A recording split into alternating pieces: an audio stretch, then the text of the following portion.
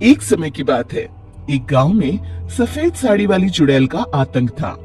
चुड़ैल रात भर गांव में घूमती और गांव का जो भी आदमी उसे दिखाई देता उसे वो घायल कर देती। अरे कोई तो बचाओ, मर गया रे। एक रात हरिया अपने खेत से अपने घर लौट रहा था कि तभी अचानक उसके सामने चुड़ैल आ जाती है। अरे बाप रे, ये चुड़ैल कहां से आ गई? आज तो मैं गया काम से।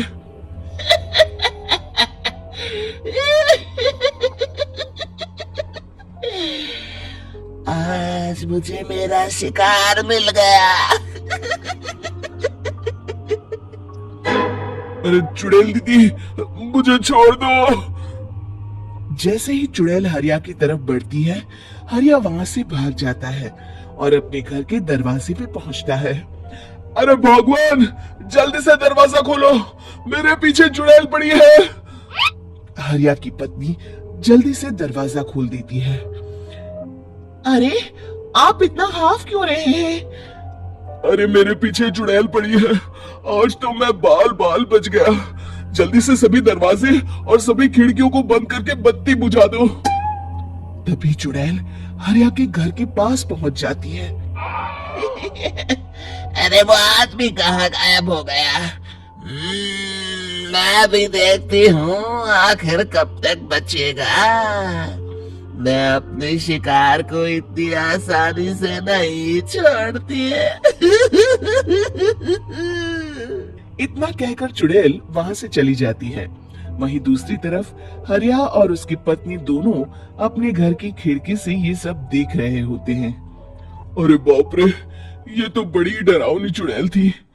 अगले दिन ये बात आग की तरह पूरे गांव में फैल जाती है और धीरे धीरे लोग चुड़ैल के डर के मारे शाम होते ही अपने घरों से बाहर निकलना बंद कर देते हैं। कुछ दिनों के बाद, भाई मैंने तो इस चुड़ैल के डर के मारे रात को अपने खेतों को पानी देना बंद कर दिया है। कहीं मेरी फसल सूख गई तो मैं तो कहीं का नहीं रहूंगा। साहूकार का कर्जा कैसे चुकाऊंगा? अरे भाई, पूरे गांव वालों का यही हाल है।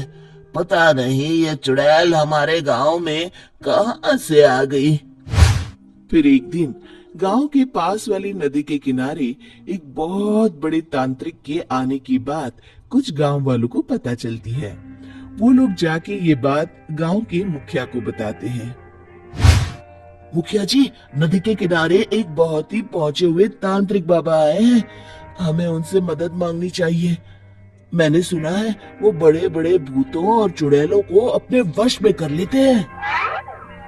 मुखिया जी सभी गांव वालों को लेकर उस तांत्रिक के पास पहुंच जाते हैं।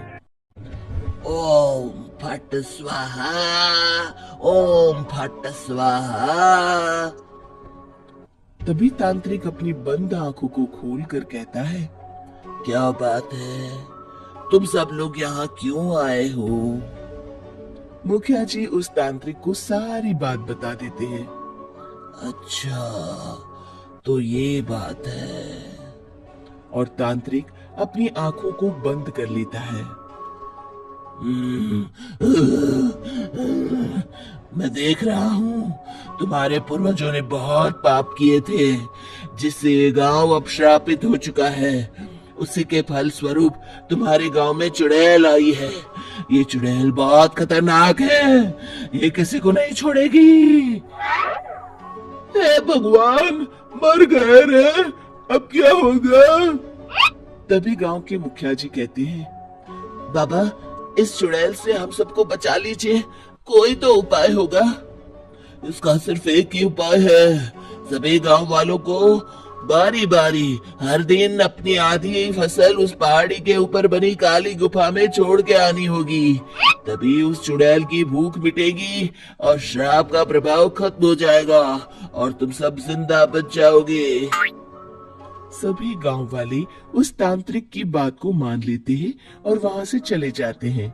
फिर अगले दिन से रोज उस गांव के लोग बारी बारी से अपनी आधी फसल उस काली गुफा के पास जाकर रखाते। कुछ दिनों बाद हरिया की बारी आती है।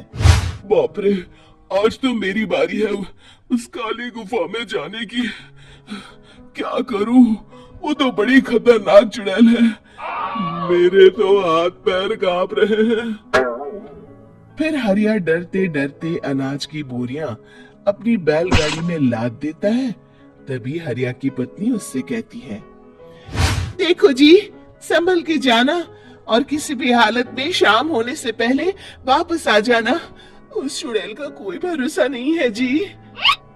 हरिया बैलगाड़ी में बैठते हुए कहता है, भगवान, मैं क्या वापस आऊंगा? लगता है अब तो मेरी खबर ही आएगी। इतना कहकर हरिया वहां से चला जाता है। रास्ते में जंगल से गुजरते हुए हरिया की बैलगाड़ी का एक चक्का बड़े गड्ढे में फंस जाता है। हे भगवान, अब ये क्या मुसीबत है? हरिया नीचे उतर के पूरी ताकत से अपनी बैलगाड़ी को गड्ढे से निकालने की कोशिश करता है। बहुत देर मेहनत करने के बाद हरिया की बैलगाड़ी उस गड्ढे से बाहर निकल जाती है। हे भगवान, अब तो शाम होने वाली है। आज तो मैं गया काम से। जैसे तैसे हरिया काली गुफा में पहुंच जाता है। अरे मर गया रे, यहाँ तो चारों तरफ डरावना माहौल है। मैंने यहाँ आने में बहुत देर कर दी, कहीं चुड़ैल नाराज ना हो जाए। हरिया अनाज की बोरियां वहां रख के जैसे ही जाने लगता है, तभी उसे किसी के आने की आवाज सुनाई देती है। हरिया एक कोने में छुपकर अंदर देखने लगता है। चुड़ैल वहां आती है और फिर अपने चेहरे से नकली चुड़ैल का मुखौटा निकाल देती है। हरिया ये देख के हक्का बक्का रह जाता है। तभी चुड़ैल कहती है, भैया यहाँ आना, आज तो बहुत अनाज आया है। इसे मिलाकर अब हमारे पास ढेर सारा अनाज जमा हो गया है। कल ही हम इसे शहर में बेच आएंगे और माला माल हो जाएंगे। तभी अंदर से नदी के किनारे वाला तांत्रिक बाहर आता है। अरे, ये तो तांत्रिक बाबा है। हाँ, अब तो हम दोनों की जिंदगी मजे में कटेगी। गांव वालों को बेवकूफ बनाना इतना भी मुश्किल नहीं था। लोग तो तुम्हें सच में असली चुड़ैल समझते हैं। हाँ, तुमने सही कहा। अब ये गांव वाले चुड़ैल के डर से जिंदगी भर इस काली गुफा में अनाज पहुंचाते रहेंगे। अच्छा, तो ये बात है। ये दोनों पूरे गांव वालों को बेवकूफ बना रहे हैं। अभी जाकर सबको बताता हूँ। हरिया उन दोनों की पूरी बातें सुन लेता है और जल्दी से वापस गांव में आता है। गांव वालों को पूरी बात बता देता है। इससे पहले वो दोनों हमारा अनाज लेकर शहर जाए, हमें उन दोनों को पकड़ना होगा। उधर दूसरी तरफ नकली तांत्रिक और नकली चुड़ैल बनी औरत एक बड़ी गाड़ी में सारा अनाज लाद के वहां से निकलने की तैयारी कर रहे होते हैं।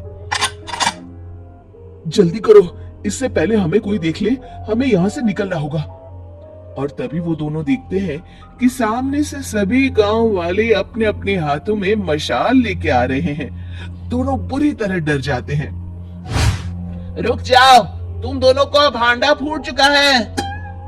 अरे मर गए रे, ये गांव वाले कहां से आ गए? तुमने क्या सोचा इतनी आसानी से यहाँ से निकल जाओगे? ये अनाज हमने अपने खून पसीने से दिन रात खेतों में मेहनत करके उगाया है। दोनों मुखिया जी के पैरों में गिर जाते हैं। हमें माफ कर दीजिए, हम दोनों एक नंबर के कामचोर हैं। बिना मेहनत किए पैसे कमाना चाहते थे। हाँ हाँ, अब हम आगे से मेहनत मजदूरी करके पैसे कमाएंगे। हमें कुछ मत करना, हमें छोड़ दीजिए।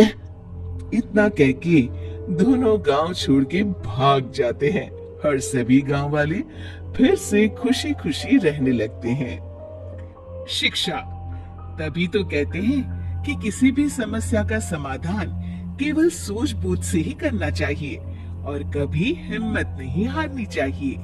दोस्तों, हमें उम्मीद है कि आपको हमारी ये कहानी पसंद आई होगी। कृपया हमारे चैनल को सब्सक्राइब करें और सभी अपडेट्स के लिए बेल आइकन जरूर दबाएं। और हाँ, वीडियो लाइक और शेयर करना मत भूलिएगा। Bye bye. अरे रुकना, लाइक बटन दबा दिया, शेयर करना मत भूलना, सब्सक्राइब करो चैनल को और कमेंट में ऑसम लिख दो।